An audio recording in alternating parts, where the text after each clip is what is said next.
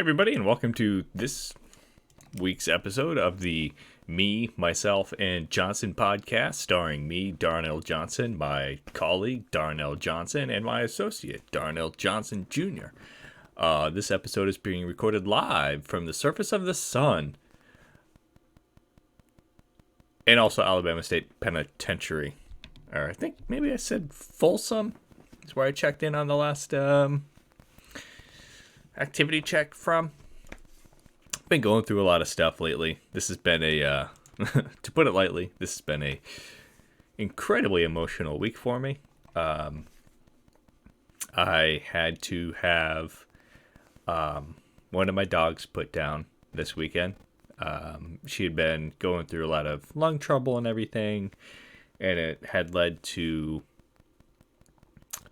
pneumonia, which had been going on for about a month. We had been trying to fight it, but her diaphragm was partially paralyzed, so she wasn't able to properly breathe, and just compounding with some other issues. She was a 13-year-old lab, and it was the best option for her. And I don't know, it was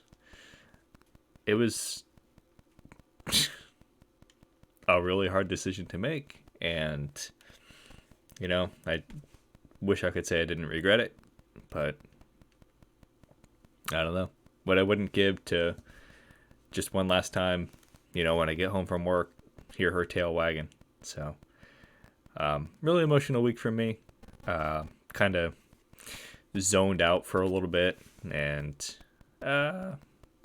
something like that, it just makes work harder. It just makes everything, just food doesn't taste as good, as cliche as that is, and it's just hard, But I'm back in the SHL. Luckily, I've got some good friends here who have been ridiculously supportive every step of the way. That has been amazing. So yeah, back at it. Back at some podcast questions right here. Let's go ahead and start it off. Where Tarantula actually posted this pretty much just after I dropped the previous episode. He asked if somebody bought you a book by a certain... Okay. If somebody bought you a book by a certain historical figure that sounds like Minecraft, but instead of actual Minecraft, it's, it just sounds like Minecraft. For your birthday, what would you do? I've actually read part of Mein Kampf, which, to no one's surprise. Yeah, I don't know. I guess I wouldn't do anything. Is there such a thing as a banned book? Is it a banned book? I don't know. I don't think it should be. I don't think you should be banning any books. I wouldn't do anything.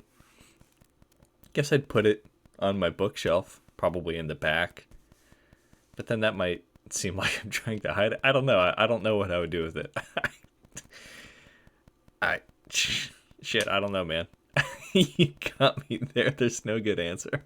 Because I'm just imagining a scenario where, I invite a girl over or whatever. And if any movie I've ever seen is to be believed, the moment I'm, out of eye shot of the woman, she's, going through my bookcase, then I can just imagine her, tipping over a Rudyard Kipling book or some stupid fuck and seeing Mein Kampf. So, yeah, and the alternative to that is putting it in the front, which, again, all right, there's Mein Kampf just right on my bookshelf, I don't know. Maybe I don't know what I would do. I wouldn't burn it. I don't think that's the right thing to do. I guess I would consider it it's for regifting. It's a regifting gift. Starting off with a strong question tonight. That's pretty good. What is where Tarantula also asks, appropriately named, by the way, what is your opinion on funnel web spiders? I'm for them. I think they're pretty fucking cool. I think I think I might actually be getting funnel web spiders mixed up with trapdoor spiders. I wonder if there's any overlap. Let's see real quick.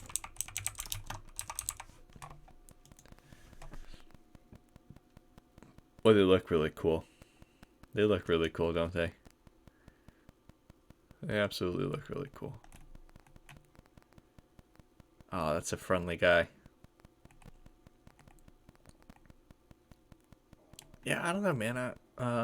My opinion on funnel web spiders. I'm for them. Yeah, if they could run for office, they probably should. Um, oh, this guy got a bunch of eggs on his back. Is that what's going on here? Wow, it's a dedicated mama. This guy. They look really cool. Probably really venomous or something. Yeah, I mean, they just look cool. I don't think I'd have any of these fuckers as pets, but hell, I mean, if they keep bugs out of the house. Oh, that's one of them compared to a fucking quarter? Holy shit. Okay, I take it back. As long as they don't fuck with me, I'm cool with them. Oh my god, they're massive. They're fucking huge.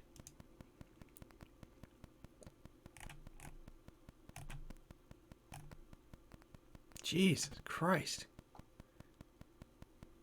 Yeah, I guess just leave me out of it. Another question from WT.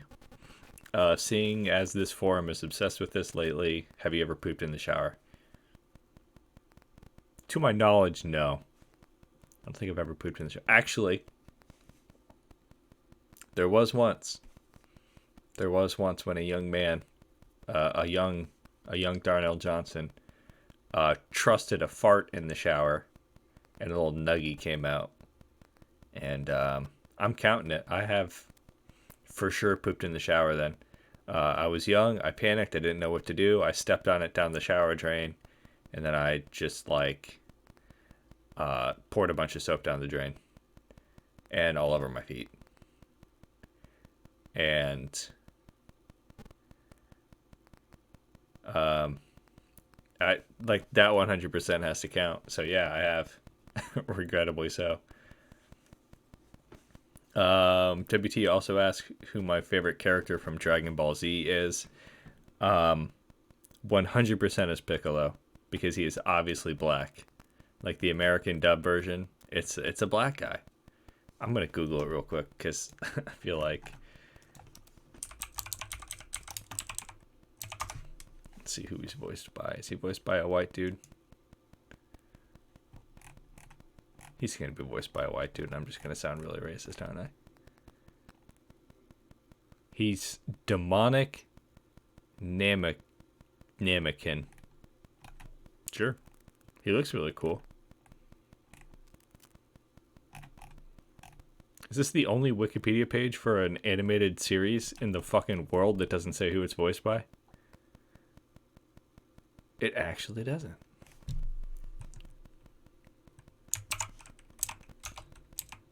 No. No. I don't know. I always like Piccolo because he was a fucking thug. He was a G. Here he is fighting Super Saiyans and shit just because, like, strength of will. Also, he's green. How long do I take a shower if you don't have to poop in it? I take long showers, actually. I have really nice hair, so I like to take care of my hair. So I have, like, I alternate shampoo. Like, I'll shampoo one day. The next day I won't do anything. The next day I'll shampoo, condition. The next day I won't do anything. Then I'll just shampoo. So it's like every other day I shampoo. And then every other shampoo I condition. And then I also have like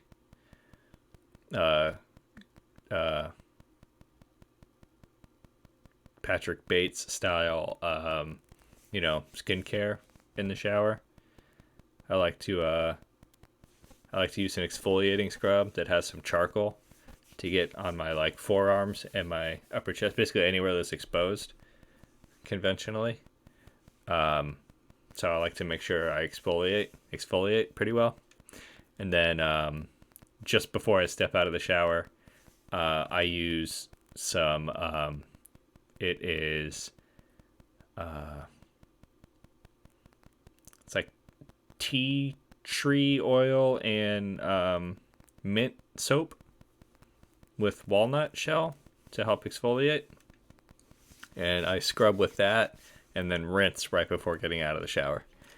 So that's my routine. But I do take long showers, probably in the area of 10 to 12 minutes on average. A lot of time. Oh, also, I brush my teeth in the shower. So I just do all my morning shit in the shower, basically.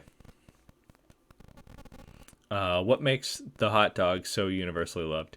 Now, I don't know if you're talking about the food, the sandwich hot dog, or if you're talking about the guy in our locker room hot dog. If you're talking about hot dog, aka Echo Van Otter, I honestly have no clue. He is universally loved, though. It is so weird to me that, like, I shouldn't phrase it like that. It is kind of peculiar, though, that hot dog is as loved as he is, because he is kind of like a really like opinionated guy. He's got some hot takes in him, you know, but everybody just seems to love him regardless. I think it's because he's literally always lighthearted. It's hard to take anything he says too seriously, and that kind of gives people plausible deniability, you know, vis-a-vis loving hot dog. If you're talking about the food, it's just good, man. You know, you get a nice little sausage, you get a bun. Two things people like right there. Buns, you know, bread and sausage, which is a meat. And then you dress it up however you like. You put some condiments on there. Good. People love sauces. People love condiments. People like mustard, ketchup. People like chili, you know. You get some veggies on there.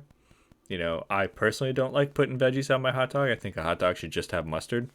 But fuck, man, I've seen them with everything from like chili to cheese, chili cheese. Seen them with like relish. I've seen them with tomato, onions, whole pickle slices. You know, I've seen everything on a hot dog.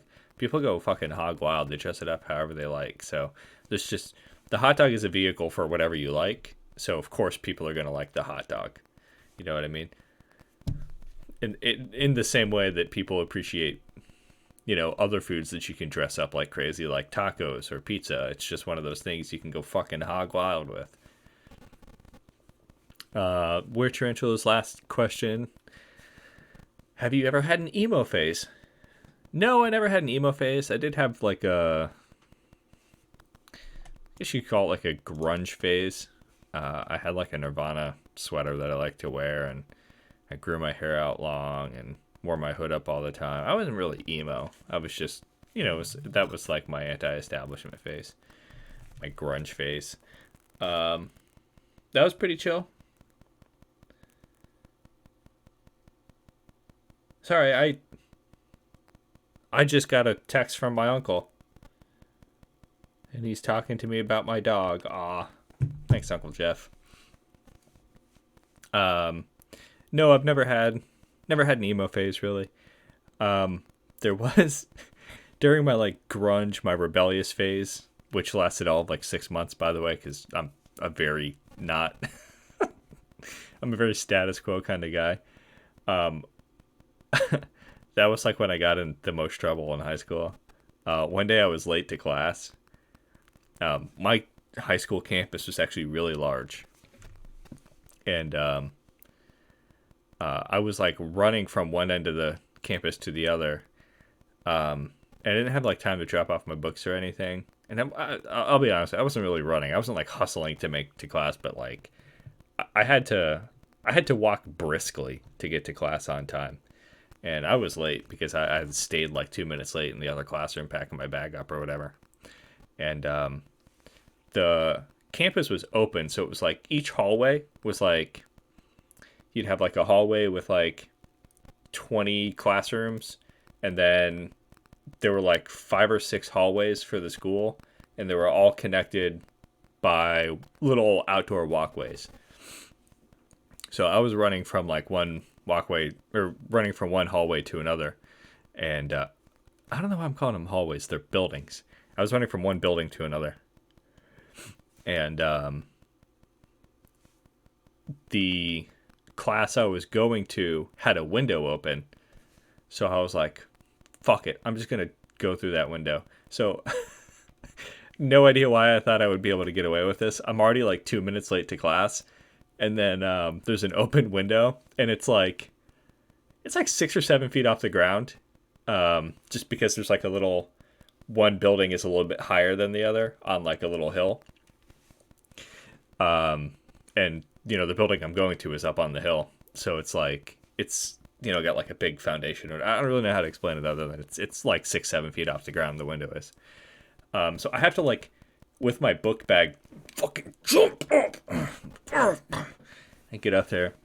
And I'm like hanging on, and I'm like pulling, I'm like, you know, like doing a press up through the window.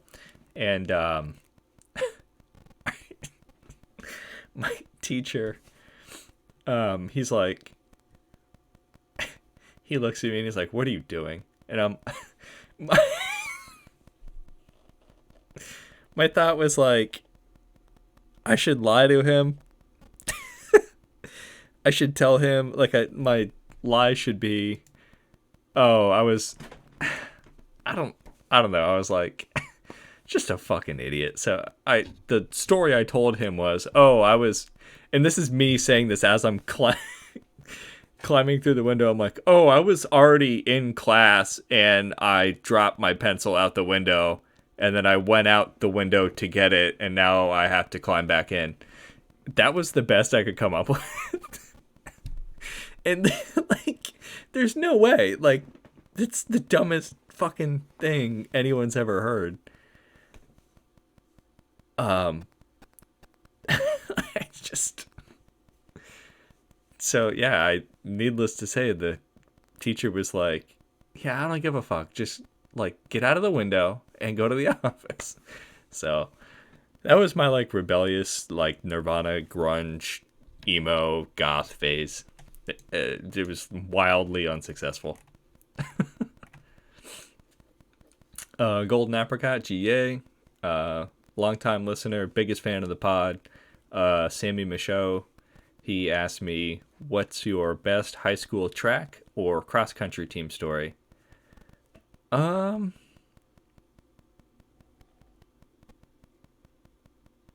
Geez, there's a lot of stories, and there are a few of them that,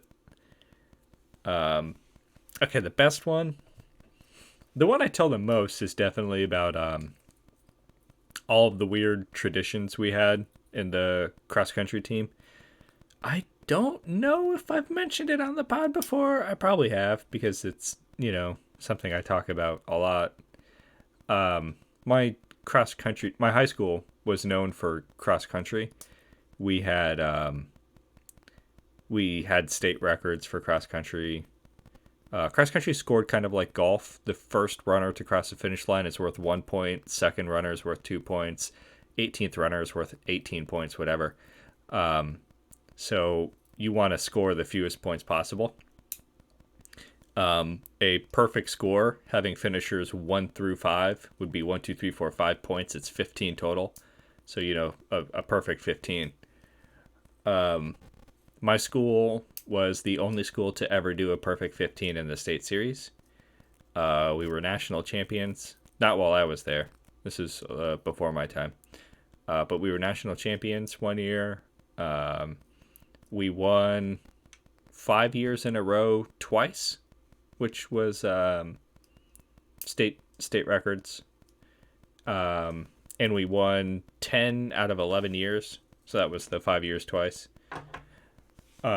Incidentally, I think it's the year that they didn't win states in that 11-year run that they were national champions, which is kind of interesting. That might not be it, though. It might be the year they came back. Some other like weird records that we have. So like cross country obviously was like a big draw for the school and everything. And we had like a lot of weird traditions around, you know, like, I don't know, they all sound kind of dumb, but like Like if you were on the relay team on the track team, which I was the leadoff guy. I was the captain of the like track team, one of the captains of the track team, and I was the leadoff guy on the relay teams. So if you were the leadoff guy, you had to walk around all day at school with the baton in your hand. And it's bad luck. It's incredibly bad luck if the baton gets taken away from you or if you drop it. So, like, you'd be taking a test and you'd have, like, a fucking iron grip on the baton. And it was, like, a thing for the rest of the school to come try and take it away from you. So, like, all day you're just being, like, beaten up with people trying to take the baton. Which, weird tradition. But maybe my favorite thing was whenever we saw a yearbook, like whenever yearbook came to one of our races, which they did a few races a year, the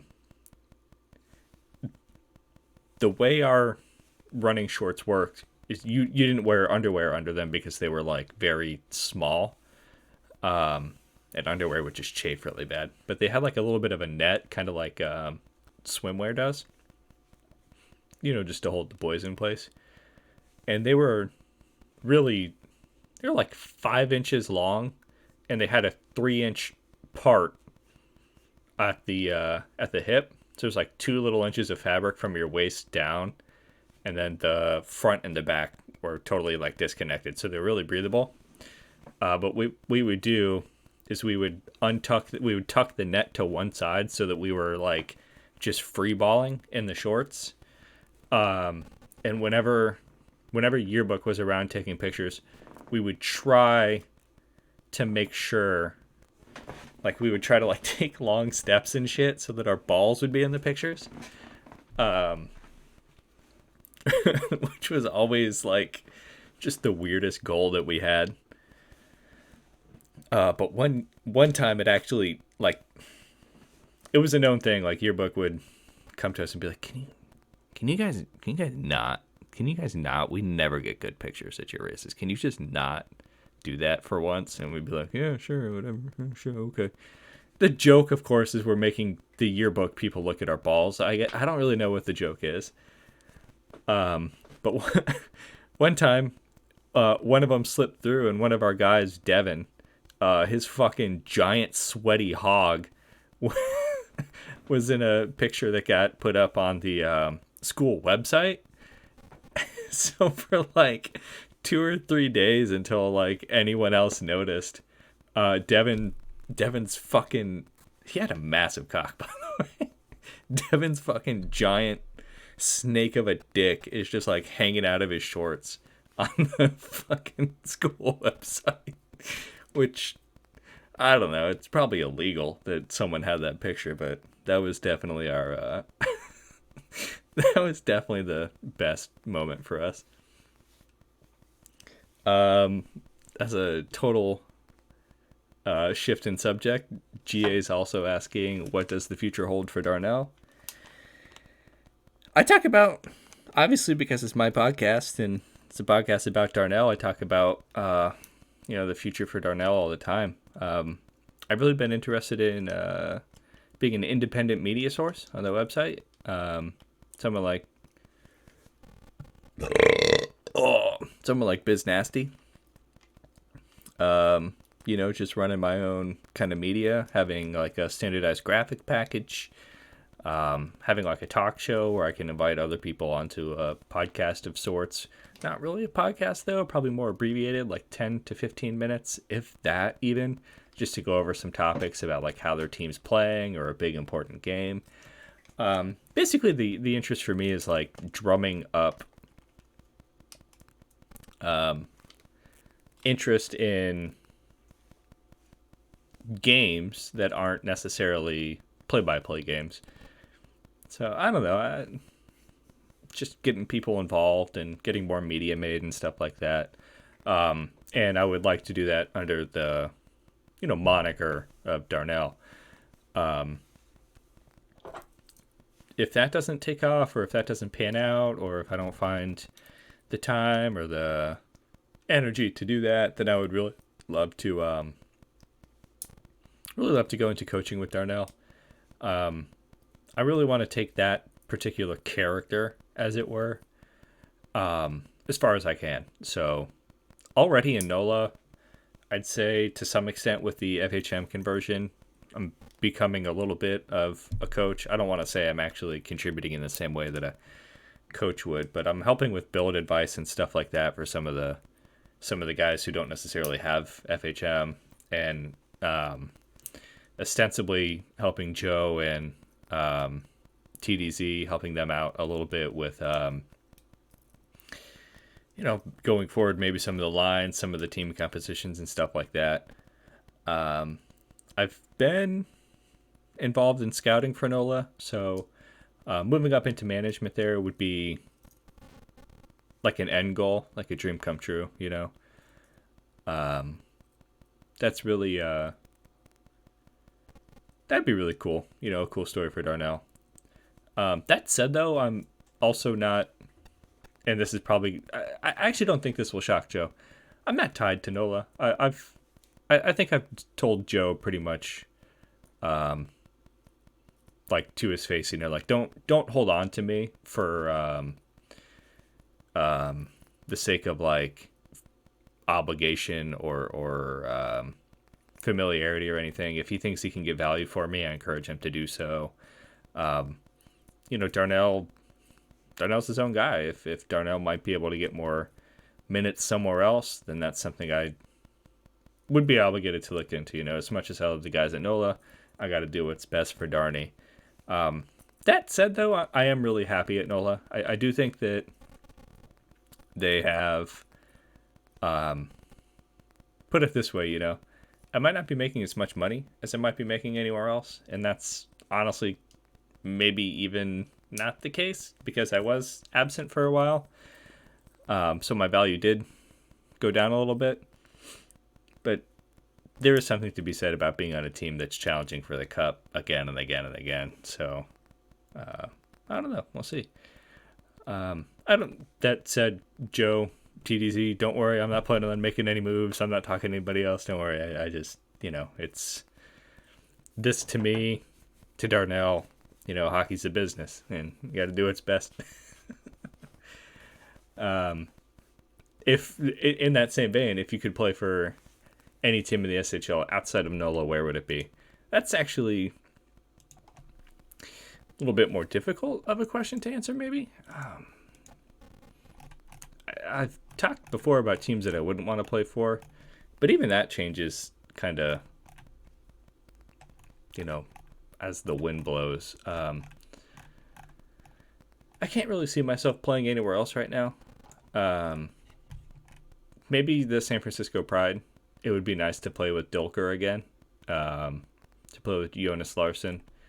It would be really cool to play with Olivier again on the Tampa Bay. I've actually, weirdly, always had kind of like a big respect for the Renegades, too. I don't really know why. But those are some places I could see myself going. Hard to say, really. Let's see here. Is NOLA about to get boned by Simon again? Yeah, probably. We've had a little bit slower of a start to the season than we did last season out. But that said, I think we're like 3 points behind with a game in hand. So that's pretty good, actually. It's not bad. But, we haven't been as dominant. I don't know, man. Slash has such shitty luck in the playoffs. But as a team overall, our PDO is pretty high. So, maybe we're just really lucky. And then during the offseason, we regress to where we should be. But I don't know. I think Joe and TDZ are amazing at, like, scheming within Simon. They come up with great lines and shit. So, I don't know. I think we're about to get boned. Yeah, the answer is yes. I think we're about to get boned by Simon again. I just don't know when or how badly. GA is also asking about Cheez-Its. Yeah, man, I love Cheez-Its. Cheez-Its are great food. I, okay, calling them food is maybe unfair to real food. They're a great snack. There is a new Cheez-Its Extra Toasty, which I encourage everyone to try. As a kid, I hated the Extra Toasty Cheez-Its. You know, ew, it tastes like burning. That's a little frith. But as an adult, man, it's just got so much more flavor. Yeah, I really like them. Blues fan 55. I loved your last podcast, Frith. Here are our new questions. What do all the people go hand in hand through? What do all the people go hand in hand through? I think it's got to be a reference to something. All the people go hand in hand through. It's a song. I don't know, man. Beat me. Dost thou heardeth of Pulp, a band from Sheffield? Can't say I have. Let me just do a quick.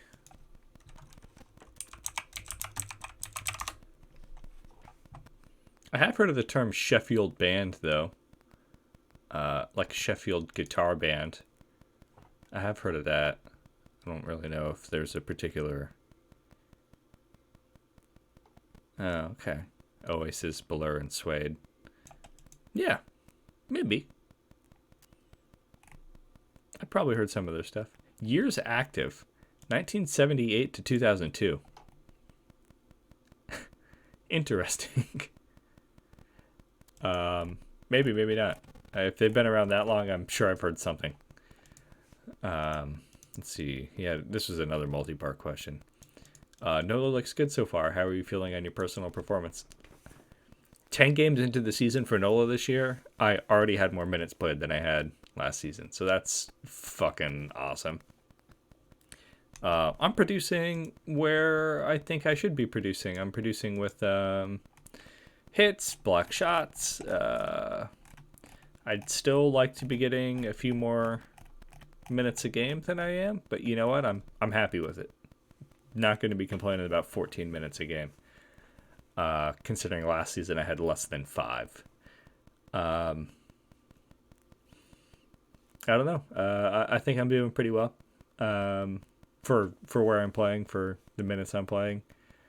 Yeah, I don't have a comment. I'm performing to expectations. We'll say that. Maybe slightly above expectations. I have a few more hits than I would have expected. That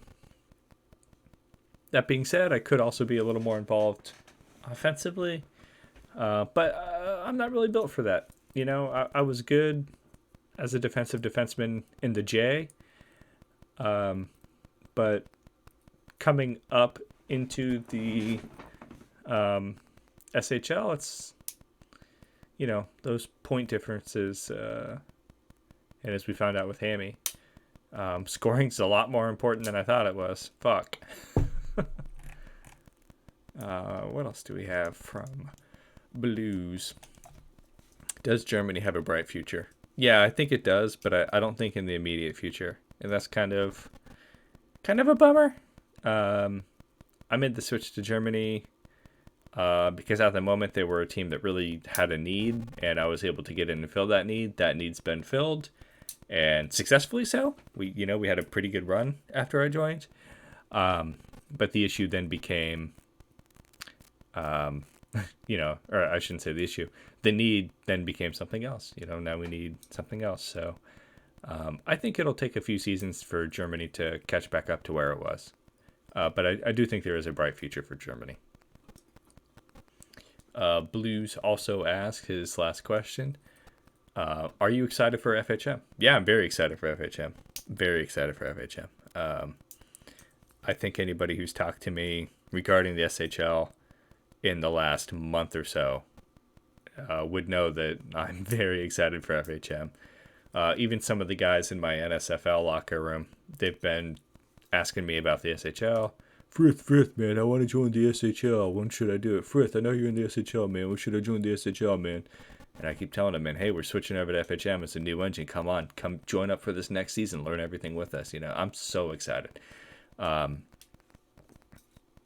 Yeah, dude, I can't wait. I can't wait. Like this season to me is going so slow. It's so slow because I just want to get to fucking FHM.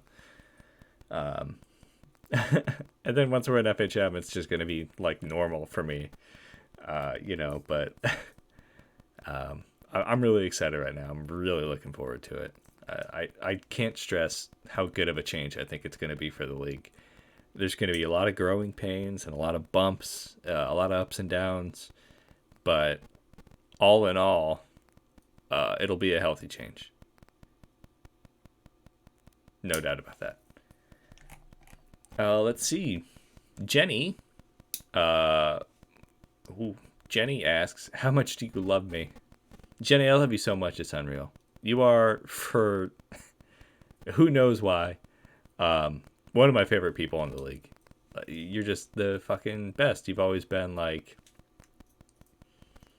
I don't know. You've just always been around, and you've been very nice to me. You are like a strong presence in the locker room without like being an overbearing presence. Yeah, I don't know. You're fucking great. Jenny and I, it's weird. Jenny and I have posted back to back in like 4 or 5 consecutive PTs. It's really weird. Maybe not PTs, maybe some other stuff, but we were posting back to back there for a while, and I kept sending pictures of like, how does this keep happening? I don't know, Jenny. You're great. You know how much I love Klutz. You know how much Klutz meant to all of us, and yeah, it's how could we not? If you were going to roll a 5e player based on me, what would her class, race, attributes be? Ooh, that's a good one. So here's an unpopular Frith opinion that everyone is welcome to lambast me for. I fucking hate specialty races. Specialty races should be special, right? Monster races, Tabaxi, Asamir, Furbolgs, fucking, I don't know, Kenku, any of that shit. This should be novelties, you know? This should be for a specific campaign to fit into a specific scenario, whatever. The issue I have with them isn't inherently the races themselves or anything like that. When I go to RD&D, Reddit/r/D&D, and I'm browsing through and I see some fan art and they're like, hey, hey, Frith, check out this cool picture that I drew of our party. I click on it and it's like Tabaxi. It's like Tabaxi Rogue, Tabaxi Ranger, Furbolg Druid, Merfolk fucking Sorcerer, fucking Kenku Wizard. I'm like, it's how does this party come together? How does this party go anywhere without everyone being like fucking their heads exploding because they're like, wow, I've never seen a fucking any of your races before. You're a fucking talking crow. You're 2 talking cats. You're a fucking merman floating out of what? It's, then you're like, fucking, some people. What I always say to myself, some people's fucking kids, And then you click on the next one, and it's like, hey, we're not a normal adventuring party. And then you look at it, and it's like Goliath totem warrior berserker, fucking Tabaxi swashbuckler rogue, fucking I don't know, it's like fucking lizard man cleric, and you're like, lizard man cleric, they don't believe me. Like, fuck it, whatever. And it's just how do these people come together without like getting all worked up, like the party I'm in now as a lizard man, like me speaking somewhat hypocritically as a lizard man. My lizard man, like, we're playing in Chult, like the great jungle, the great volcanic jungle of Chult, where there's lizard people. So I was like, cool, I'll play a lizard man. My party is 2 dwarves, a half elf, and a lizard man. That makes sense. You know, like the dwarves, they know each other. They're like cousins or some shit. One of the dwarves is a cleric. One of the dwarves is a paladin, and then um, the half elf is a cleric, and he's the cleric of the same god as the dwarf, who is a paladin of a human god. That's kind of weird for a dwarf, but he was raised in a human settlement, so there you go. You know, you don't have to have great justification for this shit, but like there's some web connecting these people, and it's reasonable that, oh hey, they all met in Baldur's Gate, and then shit kicked off. They went to Chult, you know, and then, oh hey, while you're in Chult, you need a guide. Hey, it's a lizard man. That shit makes sense. A fucking Kenku sorcerer meeting up with a fucking Goliath from the opposite side of the world, meeting up with, you know, a fucking Duragar from, you know, 38 miles below the surface of the earth, meeting up with a fucking drow who can't even touch sunlight or his skin explodes, meeting up with a fucking merfolk, meeting up with a fucking elephant kin. And you're like, how did they come to be all in the same place at the same time to meet up like that? Like, it just doesn't fucking rationally make sense, and it bothers me. Fuck. I don't know how long that was. That was like at least a 3-minute rant about me being racist in D&D, I guess. Oh, tieflings are the other thing that bother me. A little bit of tiefling goes a long way. That you see these whole like, yeah, we're a 5 tiefling party. Did you guys just meet on the elevator up from hell, I guess? Interesting. I don't know. It doesn't really matter. You play what you want to play, people. Don't let miserly old Frith tell you how to play your fucking generic human. That said, what are some qualities of Jenny that I love and appreciate? Jenny is stoic. Jenny is observant. Jenny is always kind. Jenny is definitely well educated, or at least seeking education and knowledge. Jenny is incredibly helpful, charitable, I'd say. Knowledgeable, yes. Jenny's really experienced with the league. She's been around since like 27. Jenny was a GM too. Yeah, really knowledgeable, experienced. Worldly, I would say. Not in a bad way either, but it's a joke because Clouts plays for Team World. Maybe the previous player did. What other nice things can we say about Jenny while she's forced to listen? I don't know. A lot of those attributes loan themselves well to longer lived races, so we might say high elf. I think that would make sense. I always considered Jenny very regal. So we'll say high elf. Those traits, especially the charitable trait, I would say Jenny is pretty charitable, at least with her time. Kind of leaning towards a cleric, perhaps some sort of cleric. High elf cleric could be, but also Jenny is a little mischievous. Always observant, ready to pounce. You gotta understand that about Jenny. We don't often ping Jenny. Jenny just kind of shows up. We'll just be talking about something. Jenny's just bam right there, knowledge. Bam right there, stop talking about me. Bam right there, stop posting nude pictures. Bam, fucking right there, put away your dick. You know, Jenny's fucking on top of it. We don't even have to ping her, and she's just like, boom, that's a cool looking beholder. Yeah, Jenny's there. Let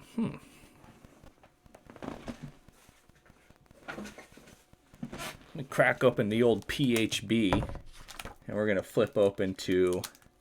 Oh, my pages are coming loose. Oh, right in the middle of the cleric section too. We're going to flip open to the old divine domains. Let's see here. I'm thinking trickery cleric. Trickery cleric for maybe not.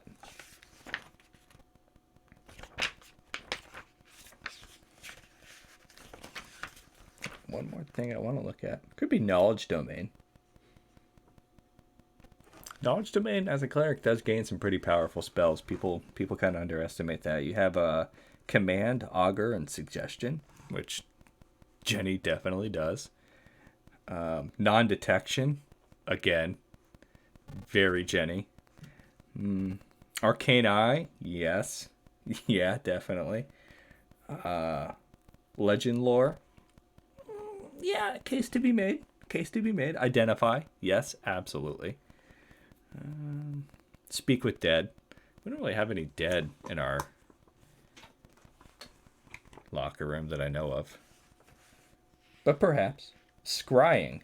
Now, scrying is like a 5th or 6th level spell.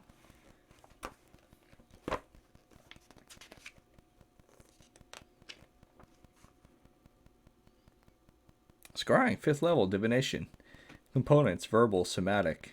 Material, a focus worth at least 1000 GP, such as a crystal ball, sylvan mirror, or a font filled with holy water. Concentration for up to 10 minutes. You can see and hear a particular creature you choose that is on the same plane of existence as you.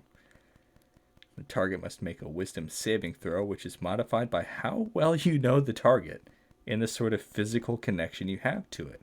If a target knows you're casting this spell, it can fail the saving throw voluntarily if it chooses to be observed. That's pretty interesting.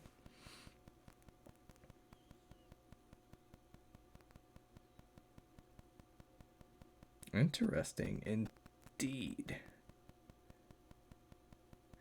So based on your knowledge and your connection.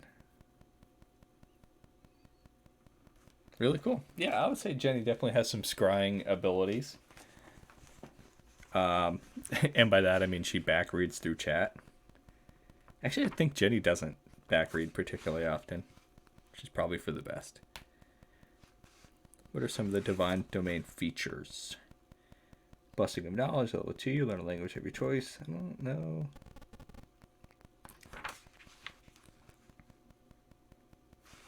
Yeah, so obviously we're gonna have to stop looking through the player handbook right now. But I would say High Elven will say Knowledge Cleric. As for stats, you're going to build like a typical cleric, so you're going to want to your temp stats are going to be Wisdom and Charisma in that order. You're going to choose you're definitely going to choose History and Persuasion as your skills. Let's see. Background? Background. Entertainer, perhaps? Be good. And with Entertainer, I think you'd be able to choose Insight as a skill. That makes sense. Attributes. Yeah, so Wisdom, Charisma, both in spades. Hands, no question about that. Of your physical stats, I'd say strength, dexterity, or stamina. Or not stamina, constitution. Strength, dexterity. I'd say constitution's the higher, dexterity being the low, strength being middling. I'd say that's reasonable. And who's your deity? That's a good question.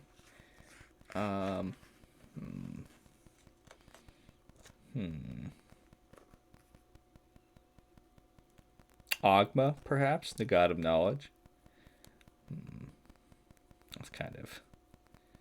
That's kind of lame.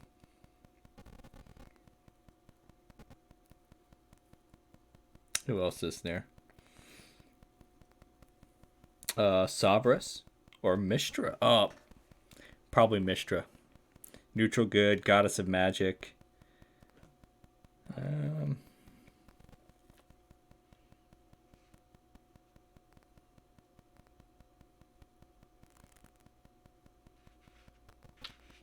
this is very boring for anyone not into Dungeons and Dragons. I apologize.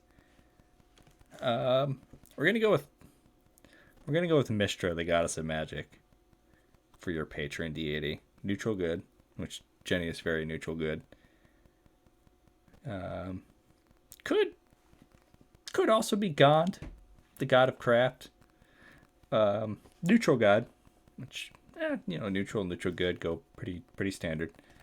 Yeah, I think that's Jenny, the D&D character. That was fun. I got my little racist rant out of the way, Gabe style. That's all the questions for Jenny. Just before I started recording, literally just before I started recording, Bonk asked me, what are my thoughts on the season so far? Kind of expanded on that already in this very podcast. I think that NOLA is slightly underachieving compared to last year, and I'd say that I myself, compared to last year, am way overachieving. But realistically, I'm probably underachieving a little bit, but I am happy with where I'm at considering. As for the rest of the league, the Pride, I'd say, is overachieving a little bit. I think that we're going to see the Pride drop a few games here coming soon. Their goal differential is actually pretty fucking good, though. The Eastern Conference, about the same as always, But yeah, a little bit of a mix-up in the Western Conference, so we'll see. I don't know. I think it's been a pretty good season so far. I haven't been in any fights yet, which is a little bit disappointing because I jokingly put a few points in fighting, so I was hoping to get maybe one. But there are still plenty of games to go. We are halfway through the season. Less than halfway through our season. So, hopefully I get one fight by the end of the year. Bonk also asked, what was the last concert you attended? I actually don't go to a lot of concerts. I have a really personal connection to music. But it's private. It's kind of intimate, The last concert I went to,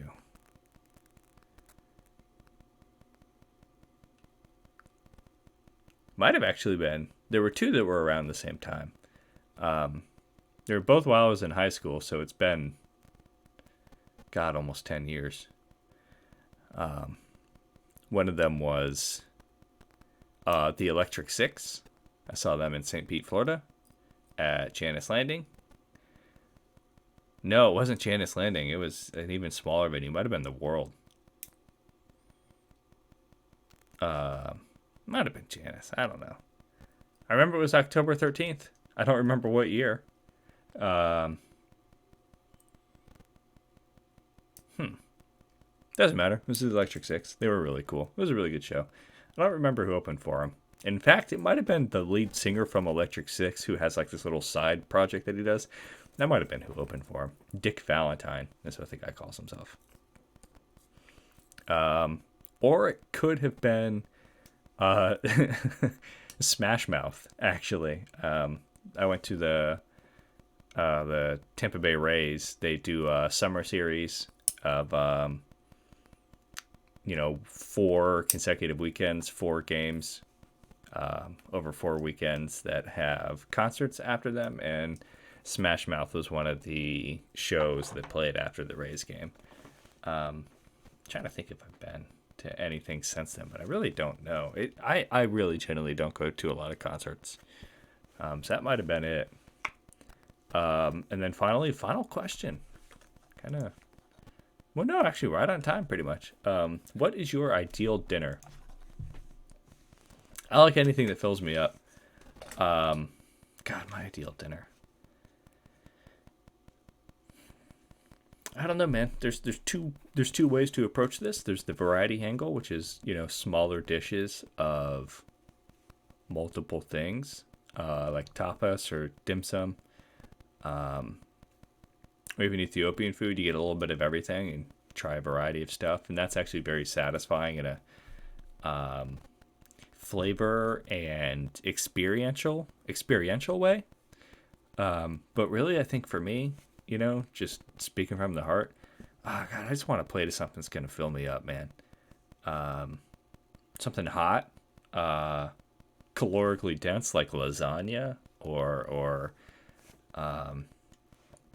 fucking chicken and waffles or fucking beef stew, chili, something like that. Just I'm a sucker for soups, for bread, grilled cheese, all that stuff.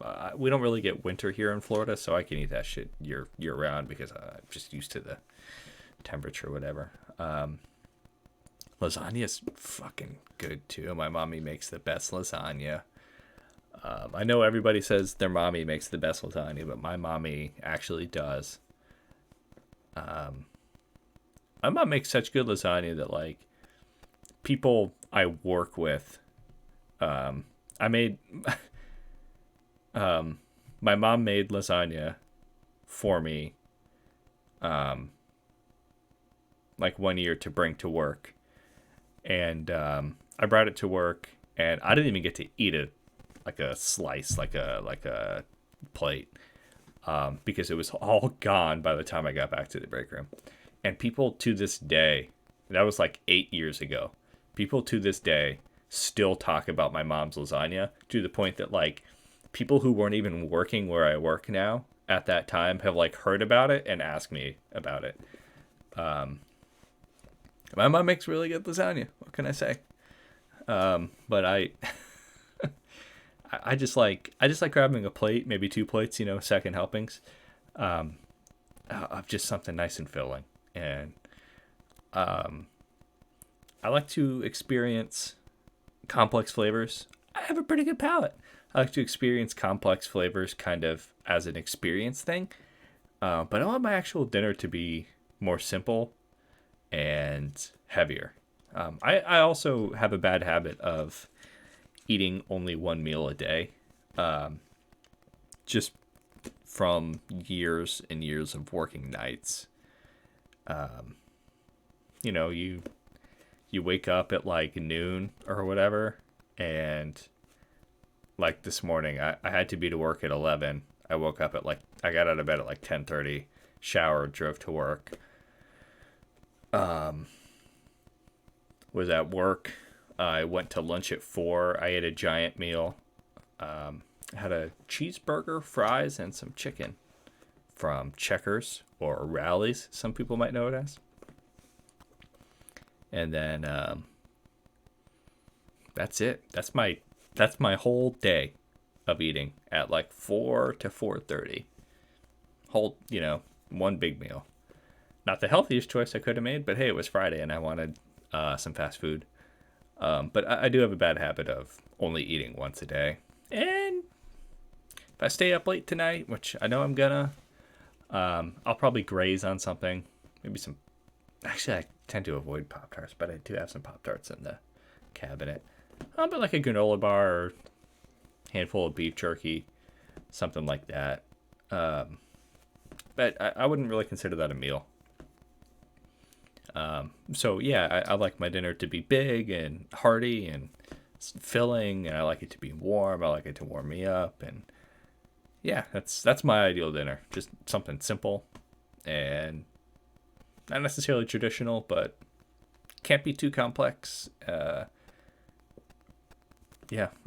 Without like reiterating on it. Yep, that's my ideal dinner. This is about time for the podcast, but I actually don't mind going a little bit over, because I have been using longer than usual intros. So I am going to go and read one more question from the JoeCast question thread.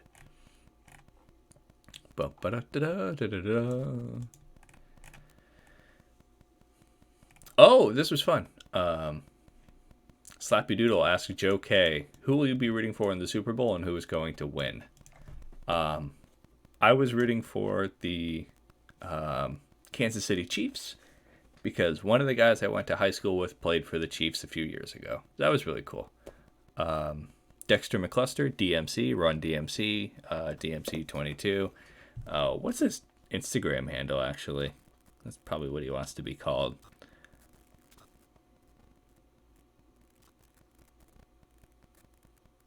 Oh, it's just Dexter McCluster. Yeah, I like the Chiefs well enough. I really like Patrick Mahomes, and Andy Reid was overdue, so I'm really glad that he got to win the big game. As for any big game traditions that I adhere to, I don't really have any big game traditions per se. I do have, no Super Bowl traditions, I should say. I do have like a few traditions for like before important games. That the Lightning play or the Buccaneers might play or whoever, and one of those traditions, I think I might have talked about it on the last podcast, maybe because I read this question then. I'm looking at the date. One of the things is that I don't wear team colors on the day of the game. I wait until the actual game starts or is about to start before I put on team colors. That's the big one for me. Because I don't want to get the juju out before the game, Oh, also during any overtime, anything, I stand. I don't know that it helps statistically. I'd say it doesn't, but I get up and I pace. God, especially during a shootout. Oh God, I'm pacing through the whole fucking house and can't even watch and up and down. Oh, I'm so antsy during a shootout.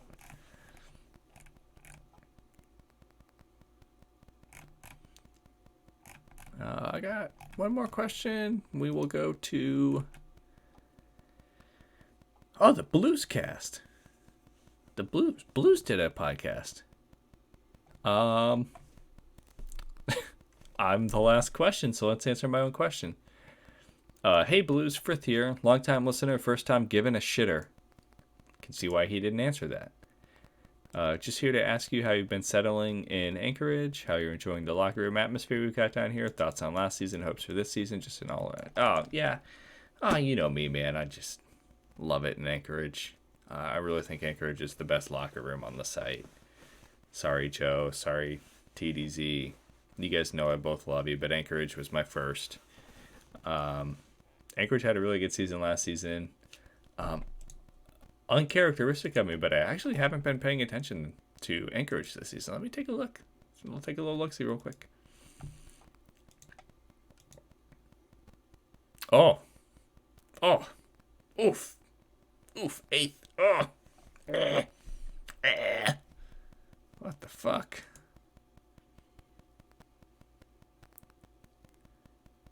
Oh, a lot of rookies, huh? 1, 2, 3, 4, 5, 6, 7. That does seem unusually high.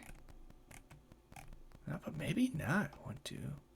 I know. 1, 2, 3, 4, 5, 6, 7. No, that's about average. Wow. 1, 2, 3, 4, 5, 6, 7, 8, 9, 10. Wow. Yeah, never mind then. I take it back. I guess Anchorage is just fucking up.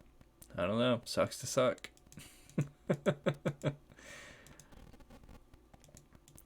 Hopes for this season? Well, I hope we win it all again. Thanks, Frith. All right, man. That's all right. Men, women, children, anyone listening to the podcast, anyone at all listening to the podcast. Is there anyone out there? Thanks for listening. I know this was kind of a weird, kind of chaotic podcast this time around. But I'm glad you were all here. It means a lot to me that people tune in and listen. Have a good night. Thank you.